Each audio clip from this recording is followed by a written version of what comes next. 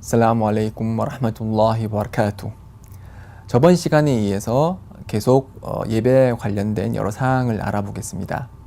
저번 시간에는 자발 예배에 대해서 알아봤고요. 그리고 자발 예배가 금지된 시간에 대해서 알아봤습니다.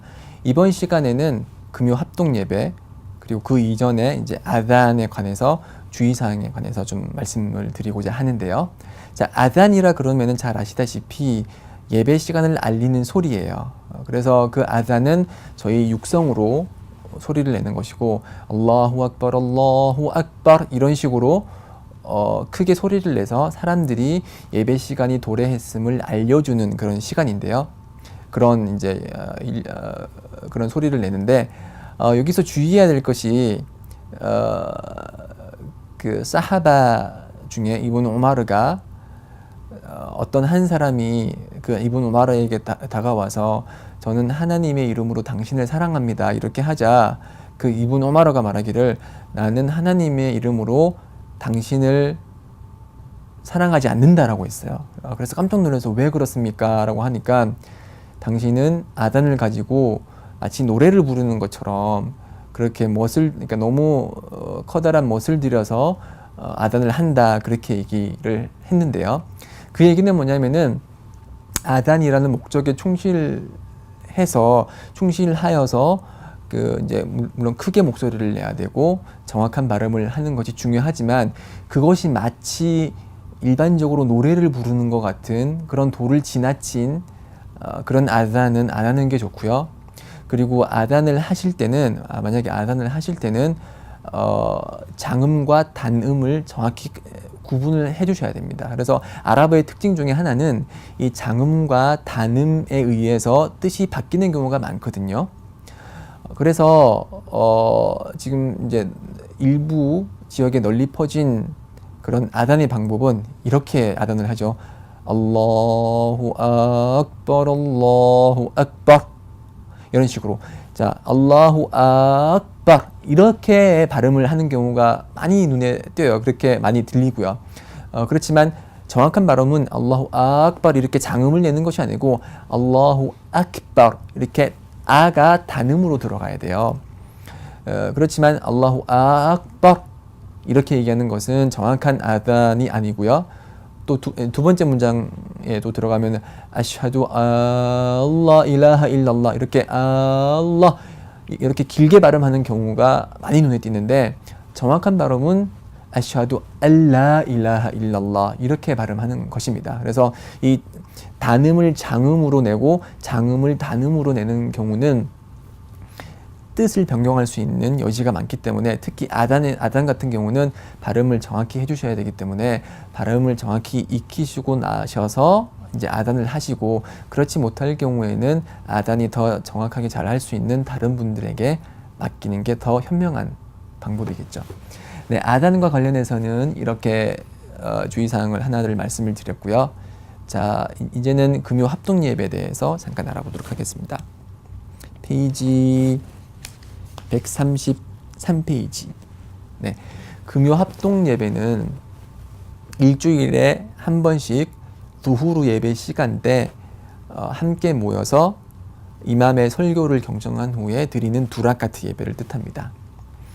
그래서 이 예배는 남성들에게는 의무사항이고요, 여성들에게는 의무사항이 아닙니다. 그렇지만 금요 합동 예배 참석하는 것은 당연히 허락이 되고요. 그래서 이 금요 합동 예배와 관련된 여러 가지 그 사항들을 알려드릴게요. 이 책에는 언급이 안 된 여러 사항들이 있는데, 그 중에 하나는 금요일에는 이제 전신 샤워를 하시고 온몸을 깨끗이 하시는 것이 좋고요.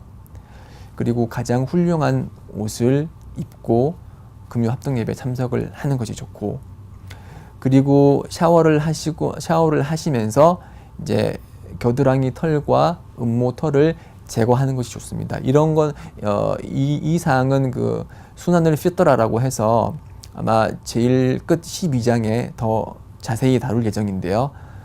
제모하는 것도 제모를 하시고, 그리고 손톱과 발톱을 깎음으로써 온 몸을 청결히 하는 것이 좋습니다. 물론 남자의 경우는 콧수염 또 이제 짧게 다듬어 주시는 것이 필요하고요. 그렇게 하시고 이제 향수를 바르시고 온몸에서 이제 좋은 향기가 나도록 향수를 바르시고 또 얼굴 같은 경우는 이제 크림을 발라서 많은 사람들이 참석하는 그런 금요 합동 예배에 자신의 몸에서 나쁜 냄새가 풍기거나 아니면은 깨끗하지 못한 옷을 입어서 사람들이 인상을 찌푸리는 일이 없도록 하는 게 중요하겠죠. 그렇죠. 그렇게 이렇게 옷을 전체 세정을 하고 샤워를 하고 이제 제모를 하고 이제 손발톱을 깎고 이런 일련의 과정을 거친 후에 성원에 참석을 하게 되는데요. 이 성원의 금요일 합동 예배는 성원에 빨리 가는 것이 좋습니다. 그 빨리 가는 것을 알아보는 그 타브키르라고 하는데 이 타브키르를 하면은 커다란 보상이 있어요.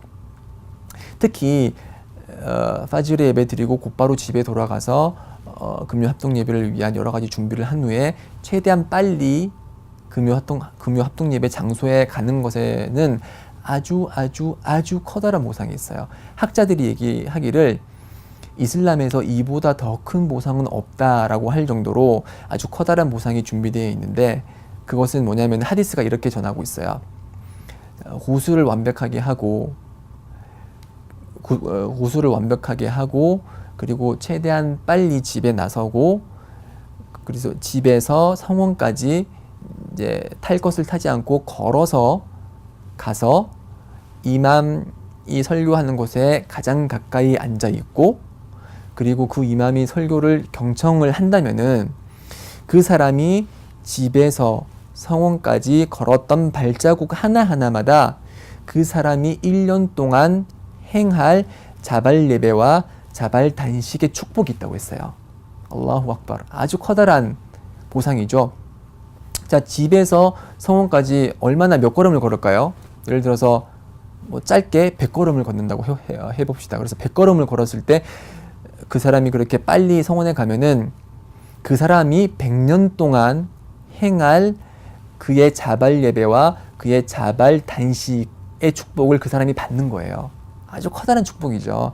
그렇기 때문에 특히 남성의 경우는 금요일 날 그러니까 자신의 능력이 허락된다면 이렇게 빨리 걸어 나가서 이렇게 커다란 보상을 받는 것이 권장이 되겠죠. 네. 이것이 금요 합동 예배에 관해서 저희가 알아볼 수 있는 상황이고요. 여성은 참고로 그 의무사항이 아니기 때문에 금요 합동 예배가 의무사항이 아니기 때문에 집에서 네라카트 두후르 예배를 드리시면 되겠습니다. 그리고 마지막으로 이제 여행자 예배에 대해서 짧게 알아볼 텐데요. 여행자 예배, 즉 장거리 이동 중인 사람은 네라카트 예배를 두라카트로 줄여서 드릴 수가 있고요. 그리고 두라카트를 줄여서 예배를 드릴 때 그 다음 예배나 그 전 예배와 붙여서 드릴 수가 있어요. 예를 들어서 장거리 여행을 한다. 예를 들어서 서울에서 부산으로 이동을 해야 된다. 그럴 경우에는 그 사람이 두후르 예배 시간이 다가오면은 두후르가 원래 네라카트죠. 근데 두라카트 예배를 드릴 수가 있고요. 그 다음으로는 이제 여행자 예배에 대해서 잠깐 알아볼 텐데요.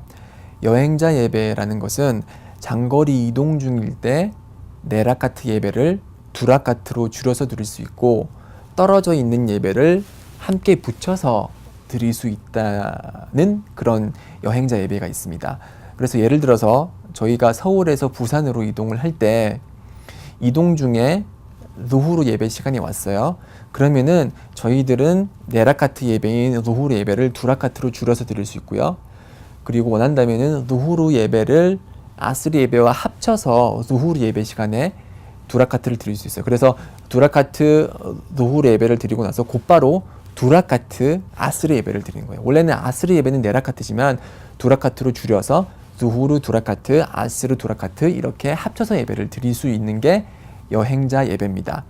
물론 이제 마그립 예배와 파지르 예배는 세라카트, 두라카트 그대로 예배를 드리지만 루후르 예배나 아스르 예배나 이샤 예배는 네라카트죠. 이 네라카트는 두라카트로 줄일 수가 있고요. 루후르 아스르 붙여서 드릴 수 있고 마그립 이샤 붙여서 드릴 수 있습니다. 그렇지만 아스르와 마그립은 붙여서 드릴 수는 없고요. 네, 이렇게 함으로써 그 여행자의 편의를 보장하고 있는 게 이슬람이고요. 그러면은 어떤 게 여행자나 몇 킬로미터를 이동해야지 장거리 이동이고, 그래서 어떻게 하면 어떤 조건이 여행자 예배를 드릴 수 있는 조건이냐. 여행은 보통 이제 학자들이 얘기를 하기를 90km 이상 이동을 할 때 장거리 예배라고 할 수 있습니다. 그렇지만 그 거리가 80km인지 90km인지 100km인지 이런 헷갈리는 경우는 사람들이 생각하기에 이런 장거리 이동은 여행자라고 불릴만 하다라고 이제 사람들의 일반적인 생각에 비추어서 그게 뭐 79km, 75km 이렇게 몇 킬로 차이 나지 않는 그런 장거리 이동일지라도 일반 사람들이 생각하기에는 이거는 장거리 여행이다 라고 하면은 그때는 장거리 여행으로 보시면 되는 거예요. 네. 그래서 그 90km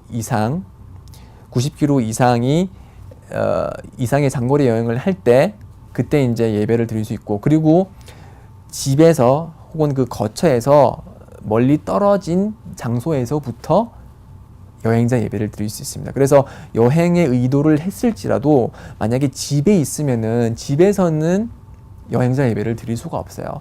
집에서 나가서 자신이 살고 있는 동네나 마을로부터 멀리 떨어졌을 때 그때부터 여행자 예배를 드릴 수가 있는 것입니다. 네, 이렇게 간단하게 여행자 예배에 대해서 알아봤고요. 자, 이것으로서 저희들의 그 예배의 장 제3장 예배의 장은 여기서 마치도록 하겠고요. 제4장은 단식의 장입니다.